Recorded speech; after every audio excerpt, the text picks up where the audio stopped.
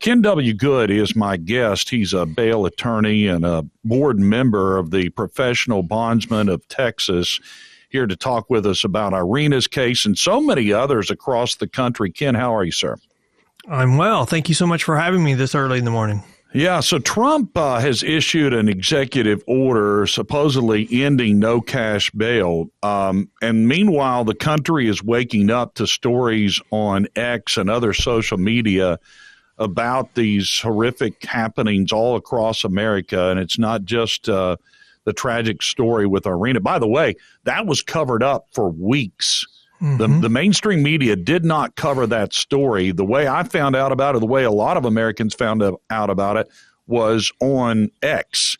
And when you start researching a little bit, you find out that there's a lot of Decarlos Brown Jrs. out there. Well, and the mayor originally was thanking the press for refusing to cover the story. That's the first thing I saw about it. I'm like, where does the mayor of a city come out thanking the press for not covering a tragedy in the news? Yeah. And by the way, I think it could have been tied to the fact that she was running for re-election in a primary just, I think, the Tuesday after the Monday that story really broke nationally. Well, and the sad thing is this is happening across the country where, we've got either willing or naive press working hand in hand with the urban areas to not report the truth about, we're not going to report the truth about what the crime is, or we're going to report things that have been told to us that have been misleading. And so they're either willing participants or naive participants in not reporting what's going on in our urban areas. Yeah. So here's a story or a headline from the Western Journal. Woman buried alive after J.B. Pritzker's said cashless bail would keep cities safe. I mean, I don't get that, but this is the Illinois, the Democrat governor there, J.B. Pritzker, cashless bail. It enabled a man with more than 70 arrests to roam the streets before he allegedly burned a woman alive in Chicago. And we're talking about this thug here. I mean, this guy arrested 70 times and then was out on this, I guess, cashless bail. Is that what it is?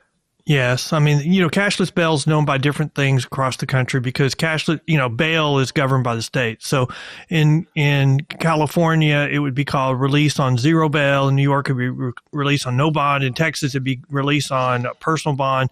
Illinois, I mean, it's it's called probably something else. You're just being released or held. And, I remember a time when we had laws like 3 strikes, you're out. And I mean, today, wouldn't we just dream to have 10 strikes and you're out? There's an example of 10 strikes and you're still not out. 10 strikes and you can still do whatever you want. 70 strikes, you can still do whatever you want because the system of cashless bail, the key component that just is what's affecting the public safety is no accountability. Yeah. Lawrence Reed, age 50, had been arrested more than 70 times before he murdered this woman and burned her alive in Chicago. And we could go on and on about examples like this, Ken. The question is, how do we finally get this to stop? Well, it's very difficult because you're dealing with the activist groups who will never admit something's not working. Usually when you're a politician, you reach out to activists and you have their proposals and you evaluate them and you may implement some of them. And if they don't work, then after a few years, you come back and say, okay, that's not working. We're going to try something else. We're now living in a time where the activists will never admit their proposals are not working. And if you call them on it, then they're going to put up somebody else to run against you. So you're kind of being held hostage to these policies that are an abject failure. And that's the real difficult thing. And that's kind of the fight within the Democrat Party because the people running it, and I say this intentionally, the politicians have outsourced criminal justice reform and they've outsourced their bail reform policies to these activist groups. They're not working and they're not going to admit it. So President Trump's issued this executive order on ending cashless bail. Tim Burchett U.S. Congressman from Tennessee, says, "In cashless bail now. Violent thugs commit murder and walk free the next day. My bill stops this insanity." Have you looked at Congressman Burchett's bill? On its face a little bit, but not in detail. Yeah. So is that what it's going to take? Is it going to take an act of Congress or an EO from the president? Well, the executive order, since bail is run by the states, the executive order is charging the attorney general with looking for grants that can be held up in states that are using this cashless bail system to the detriment of their citizens. I mean, let's get to the bottom dollar on this. The private surety bail system has the lowest failure to appear rate of any release mechanism by far. These other systems that they're using, these experiments, have a 50, 60, 70% failure to appear rate. And in criminal cases, you can't go forward without the defendant, except in very rare situations. So when you have a high failure to appear rate, that creates huge backlogs. And then when you have all these backlogs, that puts pressure on the courts to dismiss cases, or they're going to have the criminal justice system is just going to fall apart, fail. But when you dismiss cases to keep it from failing, criminals see that as a green light to commit more crime, and that's what they do, because that creates more chaos, more backlogs, more problems. And so that's what we're trying to get in front of. And I think, people who look at this would say, Trump's just looked at it and said, look, this is just not working. You won't say it, so I'll say it. And I think he's recognizing the hold that the activists have on the party, and they can't do it themselves. So this is a huge fight. The problem is, what's the compromise? I don't see one. You can't compromise with someone who won't even admit there's a problem. When Spritzker said we're going to be safer by releasing all the criminals, I mean, that's first of all, it's crazy. Yeah. But, there's a dissent from the U.S. Supreme Court where it's talking about releasing a large number of defendants in California. And they're like, when you release the equivalent of a brigade of defendants, you will have more crime. Well, obviously, that's what's happened in California. And people with common sense, you would say, well, that's what's going to happen if you do this. But only in the Pritzker's world, where the party's held hostage by the far left, do they argue the very opposite. We'll be safer when we release these child killers. That sounds like a mental illness to me, what Spritzker believes and what many other Democrats believe. And obviously these judges. And speaking of mental illness, this Decarlos Brown Jr., even his public defender said that he needed to receive treatment for mental illness. And that's the case with a lot of these people. And this doesn't have anything to do with cashless bail, but also the guy that the Afghan national that allegedly shot two National Guardsmen in D.C. on Thanksgiving, and one of them unfortunately died. Both were from where I'm from, West Virginia. It's a very sad situation here, but there's somebody else that didn't get help for mental illness. But that goes right to the heart of our criminal justice system. Yeah. We used to have mental health facilities across the country. We've closed those down, and we've moved them all to the jails and the prisons. Those are our largest mental health facilities.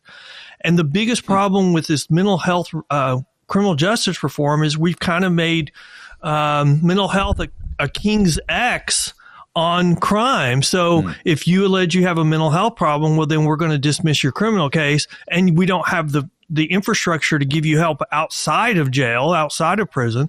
And so now they don't have any, they're not getting any treatment at all. And so that's why the jails, even more so than they ever have, are a revolving door on mental health issues. You get arrested, you go into jail, you get on your medications, you get regulated, you get controllable, you get released, you get off your medications, you get uncontrollable, you get arrested, and it starts all over again. Yeah.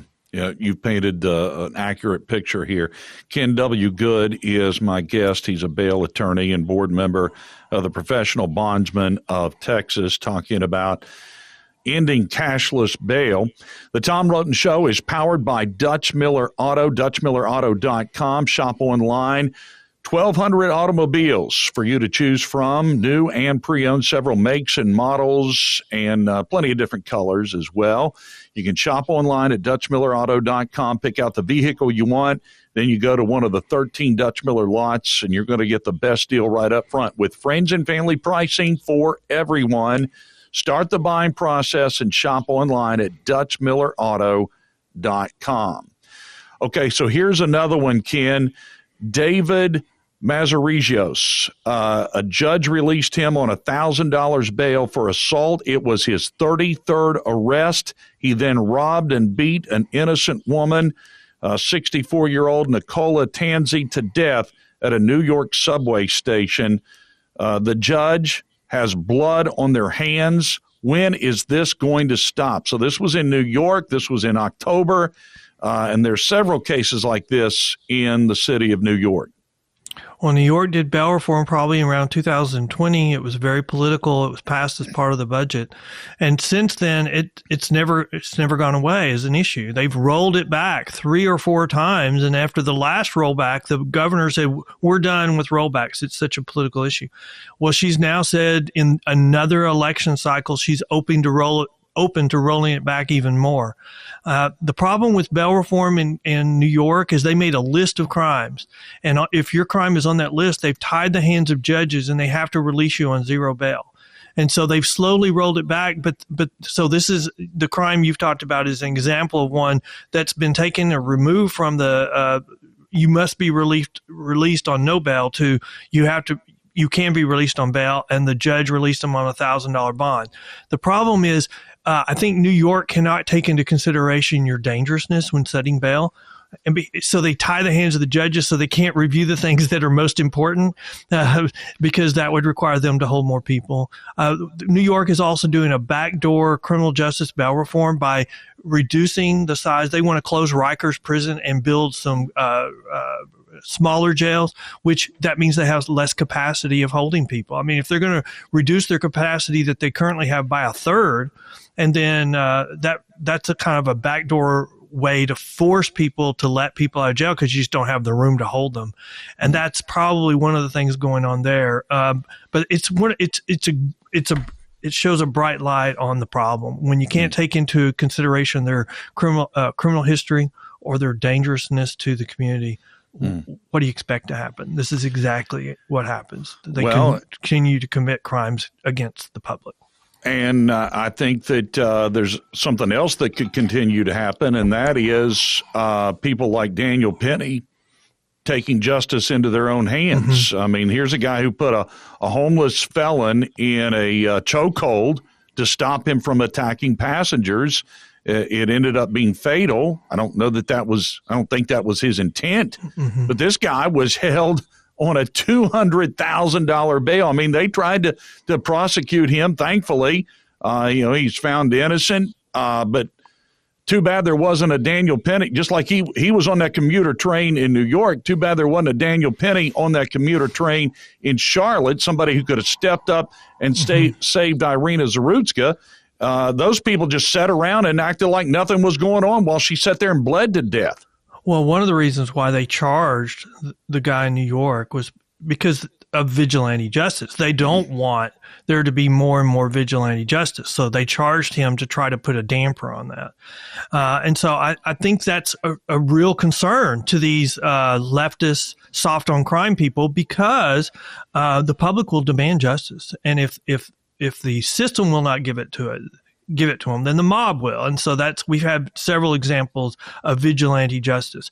And on the North Carolina one, that happened so fast.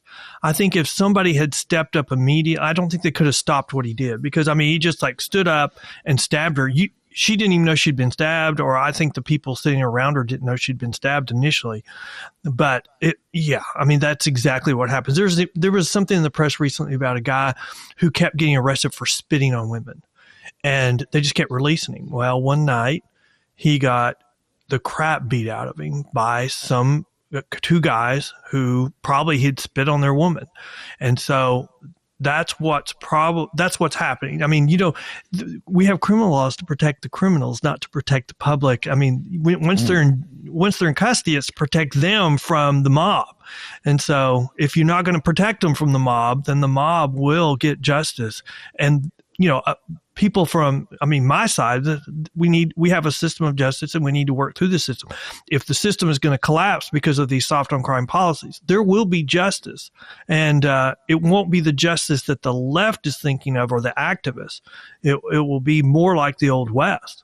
When I start researching these stories, Ken, and I don't know if you've noticed this. I don't know if you want to get into this part of the subject, but it does seem like most, if not all, of these people that are being released on cashless bail, not only did they have a very long criminal history, but they're also Black.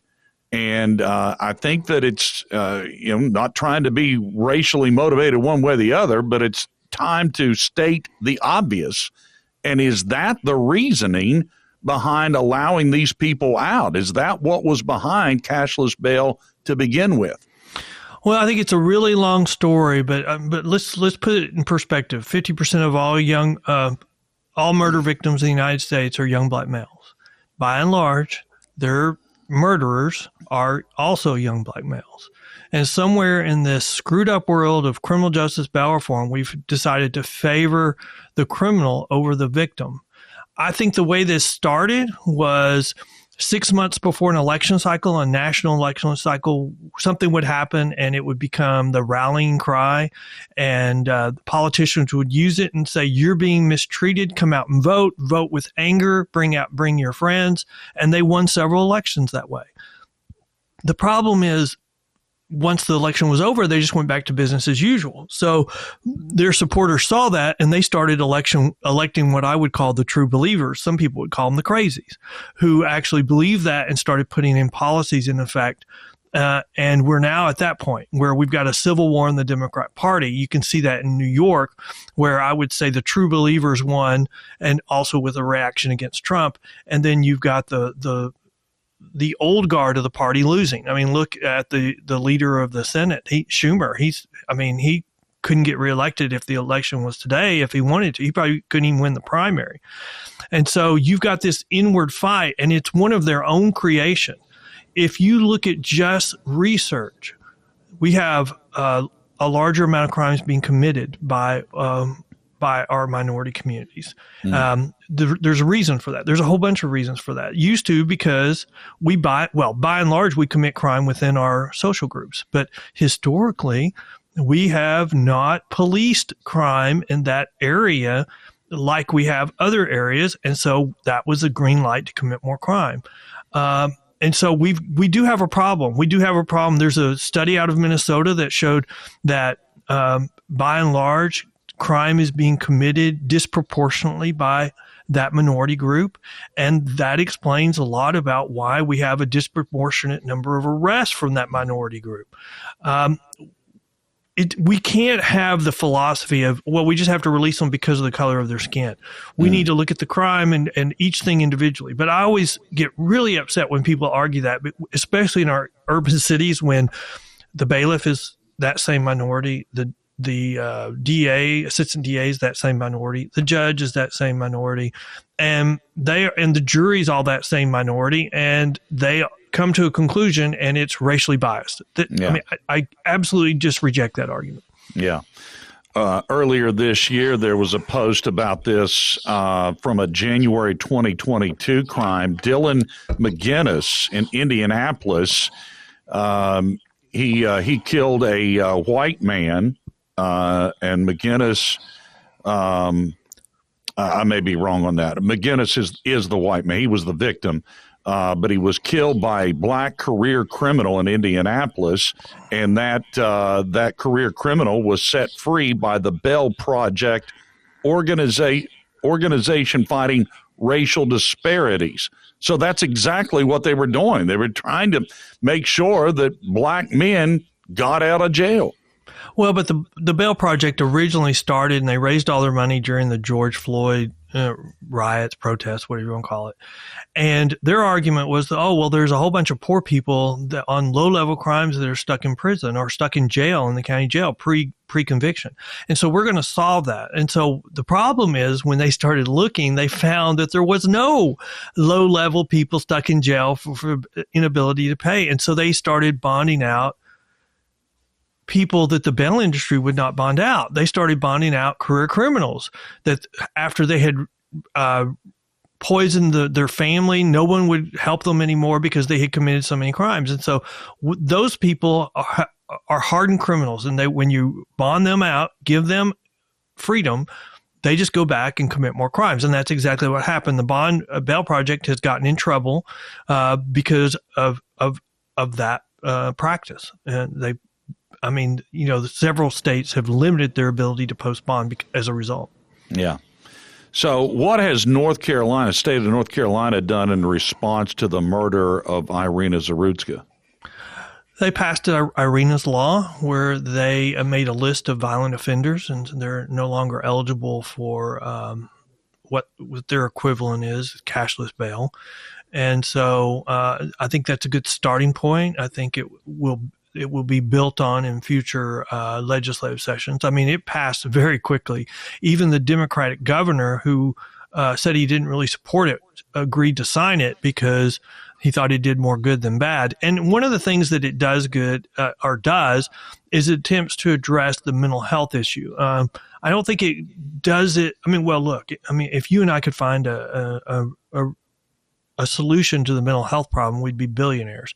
So it's something that's not very easy to find a solution, but it has made an attempt to address the mental health issue by doing, a better triage at the beginning and seeking treatment. And so I applaud them for that. I just think that is I don't know what the solution for mental health is, but it's not what we're currently doing, because currently we're doing nothing but releasing them so that we don't have to pay any money for it. And then the public is the one putting up with that as they commit more crimes.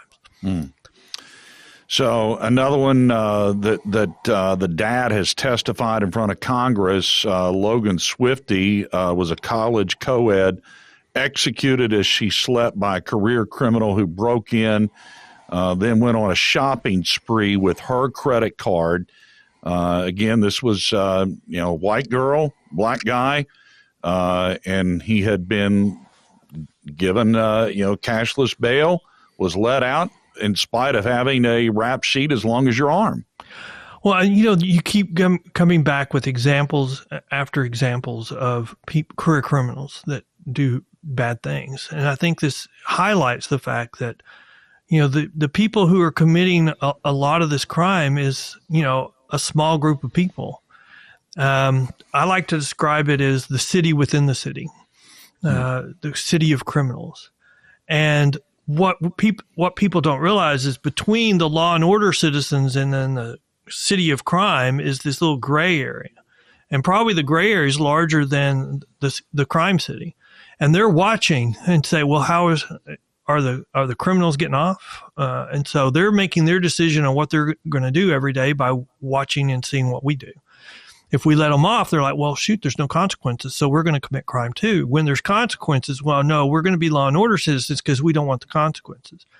And so we need to keep that in mind, because when we have these examples, we're letting go that small group of people who commit crime over and over, and then the people in the gray area are watching. And we need to isolate the career criminals. That is a actual philosophy for fighting crime, is career criminals need to be isolated. That's what prison's for.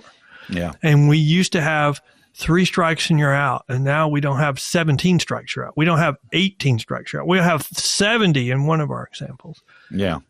But if we did, we would be safer. Yeah.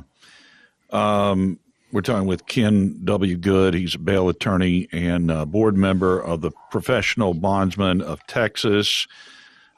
President Trump has issued an executive order ending no cash bail. Congressman Burchett looking to do something about this as well.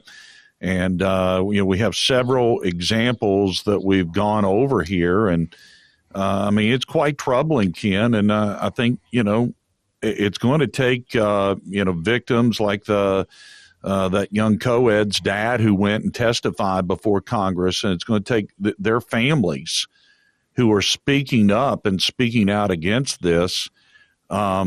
It's odd, though, that Democrats would dig in on this issue because, I mean, I would think, I don't know if it's been polled or not, if you have any of that information, but I would think it would be a definite losing issue. Well, this is a cycle. We're committing the same cycle that we did in the 60s. In the 60s, we felt safe, so we were more forgiving on our criminal laws. Crime started going up as more criminals were released from prison. And then suddenly, what do you do about that? And in the 60s, the same thing happened. One side of the political spectrum refused to participate or agree on what to do. And as a result, in the 80s, we had a backlash, and we had Reagan elected, and part of his platform was the war on drugs. I would argue that we've just been through the exact same thing. If you add immigration and crime on that, the election of Trump 2.0, it was partly a backlash on crime. It would have happened an election cycle sooner, except for the Supreme Court's ruling on abortion, which the anger against that probably overcame the crime backlash. And so it got through one more election cycle. But I would argue that we're doing the same thing that we happened. And I would say since the pendulum swung further to the left today, it could potentially swing further to the right. And I think the Democrats, the only lesson they learn, or the far left, the activists, the only lesson they learned from the 60s is they can't admit there's a problem. If they admit there's a problem, then it was their fault, and the public will punish them for that. And so they have to deny there's a problem. They have to say releasing more people will make us safer. They have to do these linguistic gymnastics, and they will continue to do that as long as they think that they can possibly win an election. If they lose another national election and crime is a big issue, then they'll fall apart. I mean, you can already see the strains. You can see the civil war among the party, but it's going to take one more loss, one more law and order fight at the ballot box, and then the cycle will be complete, and the Democrats and the far left will return to be a law and order party. You're a bail attorney there in Texas. What's it like there in that state? I know you had, I think it was earlier this year, Quentin Allen was out on bond when he shot 29-year-old Luis Espinoza 6 times, killing him in cold blood. And this is, again, somebody who was let out on cashless bail. Well, Texas has actually gone the opposite direction of a lot of these states on bail reform. It has strengthened the criminal justice system and limited the use of these cashless bail or simple release. They've precluded a whole list of violent offenses from being eligible for a personal bond, which is Texas' equivalent of cashless bail. The one outlier, well, we have a couple of outliers. The big outlier is Houston, Texas, Harris County, third largest county in the United States. And it has pushed through bail reform in the misdemeanor level through a consent decree. And the consent decree was just a settlement put into a court order in federal court, and both sides, the city council and the plaintiffs, were all agreed. So they actually rejected Texas law and then implemented their own system. And so a lot of what's going on in Texas has been the legislature fighting with Harris County, Houston, Texas, over who sets bail reform. The case that started that, and actually has been cited across the country until the Fifth Circuit said it never should have been ruled in the federal system, but they're still following the settlement in Harris County. The Texas Attorney General filed an intervention and a motion to dismiss it. The trial court has tied his hands, won't let him argue his best argument. So he's taken an appeal to the Fifth Circuit. I think he just filed that in the last week or two, right before Thanksgiving. So I would say Texas is moving in the right direction. These soft on crime DAs have a very short shelf life. They only last 1 or 2 election cycles, and they're usually replaced by a law and order DA.